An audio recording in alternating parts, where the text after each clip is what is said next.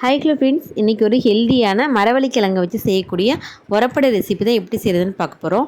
அதுக்கு ஃபஸ்ட்டு ஒரு 2 கப் அளவுக்கு இட்லி அரிசியும், அதுலேயே 1 கப் அளவுக்கு பச்சரிசியும், அதே கப்பில் ஒரு 1/4 கப் அளவுக்கு துவரம் பருப்பும், ஒரு 1/4 கப் அளவுக்கு கடலைப்பருப்பும், அதே கப்பில் ஒரு 1/4 கப் அளவுக்கு பாசிப்பருப்பு சேர்த்துக்கிறேன். இது எல்லாத்தையுமே வாட்டர் ஆட் பண்ணி 2 or 3 டைம்ஸ் நல்லா வாஷ் பண்ணி எடுத்துக்கலாம். அப்போ தான் இதில் உள்ள தூசி எல்லாம் அந்த தண்ணியில் போயிடும். அதனால் 2 or 3 டைம்ஸ் அளவுக்கு நல்லா வாஷ் பண்ணி எடுத்துக்கலாம்.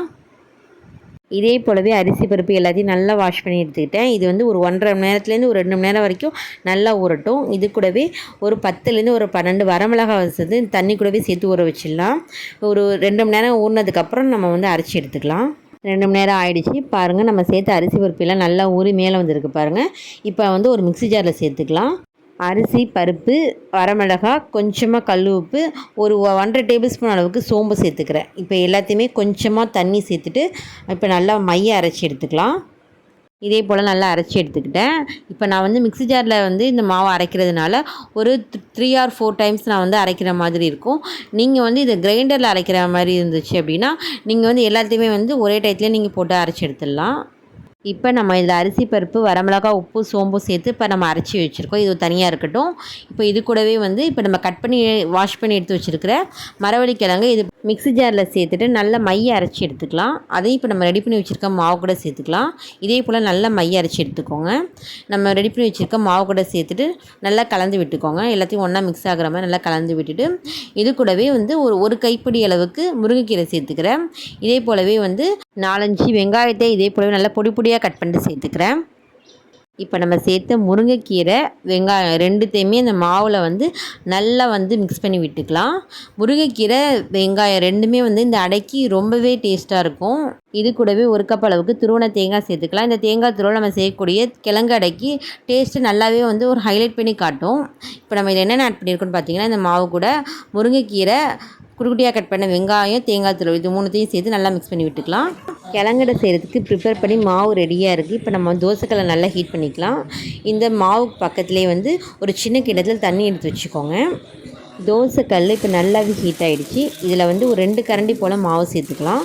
சேர்த்துட்டு தண்ணியை கையில் கொஞ்சம் கொஞ்சமாக தொட்டு அந்த மாவு நல்லா எலாபரேட் பண்ணிக்கலாம்.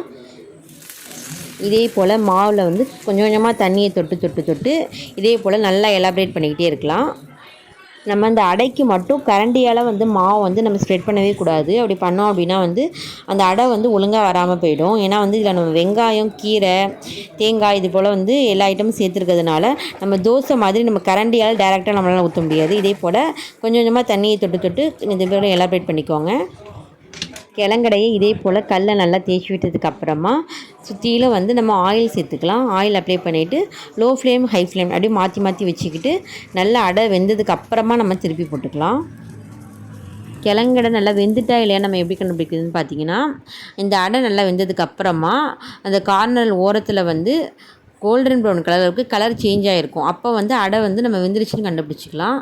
இப்போ இப்போ அடையை திருப்பி போட்டுக்கலாம். இதே போல் அடையை 2 பக்கமும் நல்லா மாற்றி மாற்றி வெந்ததுக்கு அப்புறமா நம்ம இப்போ ஒரு பிளேட்டுக்கு மாற்றிக்கலாம். அவ்வளோதாங்க, நம்மளோட கிழங்கடை ரொம்பவே சூப்பராக ரெடி ஆகிடுச்சு. ஹலோ ஃப்ரெண்ட்ஸ், இந்த ஹெல்தியான மரவள்ளிக்கிழங்கை வச்சு செய்யக்கூடிய இந்த அடையை நீங்கள் வீட்டில் செஞ்சு கொடுங்க. வீக்லி ஒன்ஸாவது செஞ்சு கொடுங்க. எல்லாருமே ரொம்ப விரும்பி சாப்பிடுவாங்க.